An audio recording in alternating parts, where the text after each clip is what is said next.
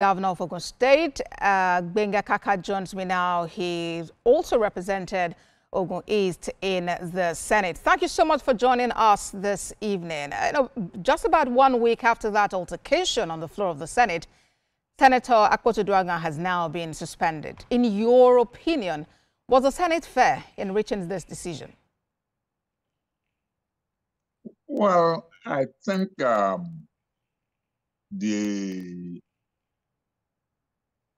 decision is fair enough, if I can just be frank, because the Red Book is the creation of the Senate, and everybody is ought to subject themselves to what goes on there.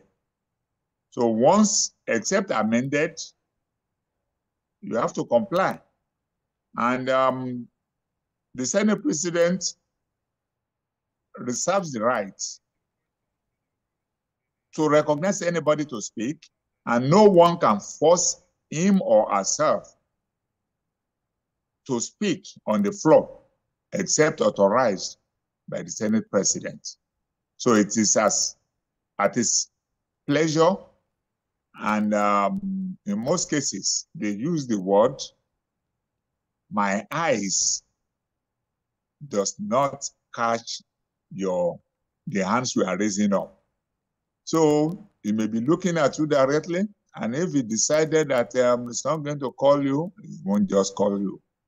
Unfortunately, if there's any dissatisfaction, the court cannot adjudicate on the provision of the Red Book. That is the unfortunate aspect of it. So once pronouncement is made of suspension, except they agree that a written apology is made and it is accepted. Once it is not accepted, the next thing is for whoever is concerned to remain in limbo until the expiration of that suspension. All right then. But you know, a senator is elected by his or her constituents to represent them. In a situation where he or she is suspended, as is the case with Natasha Akpoti-Uduaghan, what is the option for representation for her constituents? There's no option. The thing remains vacant until the expiration of that suspension. And mind you,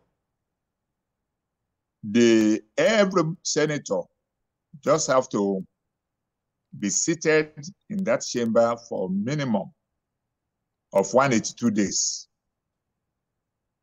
So if at the end of the day, it is calculated that we are not up to the required minimum days for sitting, then you may be facing another challenge. And if not well managed, who knows? It can even lead to a recall clause being applied. In this case, the Senate actually gave a caveat for a possible reduction of a suspension, but that's if she tenders a written apology. At a time when parties to the matter are aggrieved, how easy would it be coming to the round table? How does it work? Well, it is so easy. Rather than going to the media, one can use diplomacy and to find amicable settlement to whatever is the bone of contention there. And attempt to reduce it will probably elongate the number of times you have to sit so that you can meet the minimum requirements. Whichever way, they are talking about adults, matured elders, because the Senate is not meant for the boys. It is for the men, sensible men, matured men, those that can get engaged in the spirit of give and take, and then try to build consensus of whatever is at stake. So I'm sure they will resolve it, and by the grace of God, both sides will be happy at the end of the day.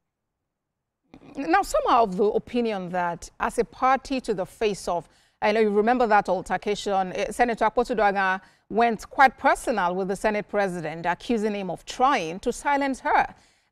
This school of thought feels that the Senate president, as a party to the case, should not have presided over plenary where the committee's recommendations were entertained. What is your take about this?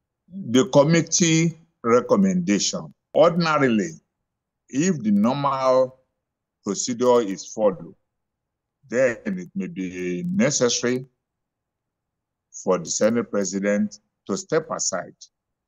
And in this case, it will make little or no difference since the Deputy Senate President will naturally assume that pro tem presidency.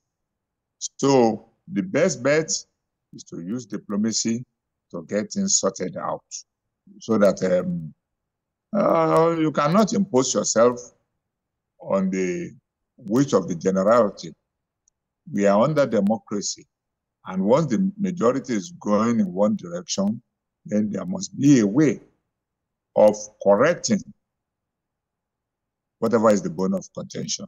So you think there was nothing wrong with distinguished Senator Godswill Akpabio presiding over that plenary? Of course, yes, because he has not been indicted. Allegation is made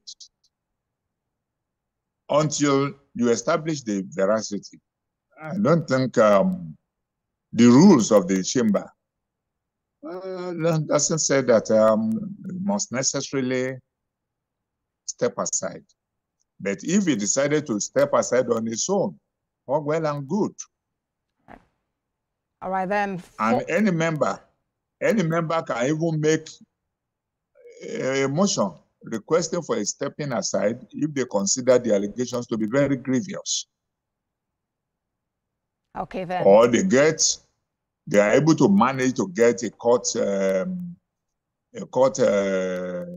injunction that will make it compulsory for him to step aside. I hear you, Senator Kaka, and I must sincerely appreciate you for talking to us at this time. Former Deputy Governor of Ogun State and Senator who represented Ogun East between 2011 and 2015. Thank you for your time on TVC News at 10. Thank you, and God bless you. Let's turn attention to Zamfara State, where the Nigerian Air Force has commiserated with the government and people of the state over the error bomb